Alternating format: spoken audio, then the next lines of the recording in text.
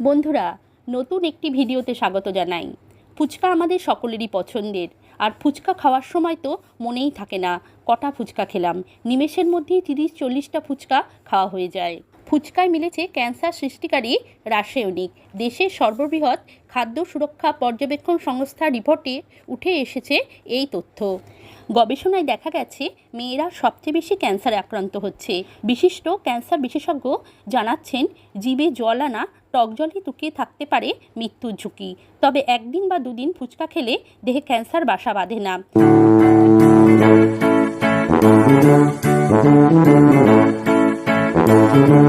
এবার জানাই কী কারণে ফুচকা খেলে ক্যান্সার হওয়ার সম্ভাবনা বাড়ে। এর মধ্যে একটি প্রধান কারণ হচ্ছে ফুচকা কাকুর হাত। যেই হাত দিয়ে ফুচকা কাকু আলু মাখে সেই হাত কতটা পরিষ্কার তা নিয়ে সন্দেহ থেকে যায়। ফুচকা কাকুর হাত দিয়ে ঘাম মোছা নাক মোছার পর কতটা হাত ধুচ্ছে বা স্যানিটাইজ করছে সে বিষয়ে আমরা কেউই জানি না। এছাড়া আলু কাটার সময় বা অন্য কোনো সময় হাত কেটে গেলে রক্ত, এমনকি ঘা হলে সেই ঘা থেকে নিঃসৃত রস ফুচকার জলে বা আলুতে মিশে গিয়ে ক্ষতিকর হয়ে ওঠে। এই ফুচকা আমাদের পেটে গেলে ক্যান্সারের জীবাণু জাগ্রত হয়ে ওঠে। ফুচকার তেঁতুল গোলা জলেও ক্যান্সার হওয়ার ঝুঁকি থাকতে পারে।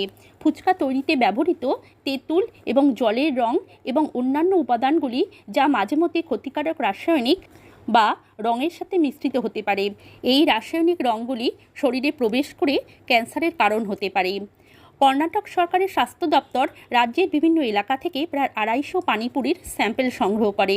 ল্যাবে এই স্যাম্পেলগুলি পরীক্ষা করে দেখা গেছে এর মধ্যে অন্তত 40টা নমুনা আছে ব্রিলিয়েন্ট ব্লু, টার্টাজিন, সানসেট ইয়েলোর মতো ক্ষতিকারক কেমিক্যাল, যেগুলি জামা কাপড়, কসমেটিক্সে ব্যবহার করা হয়।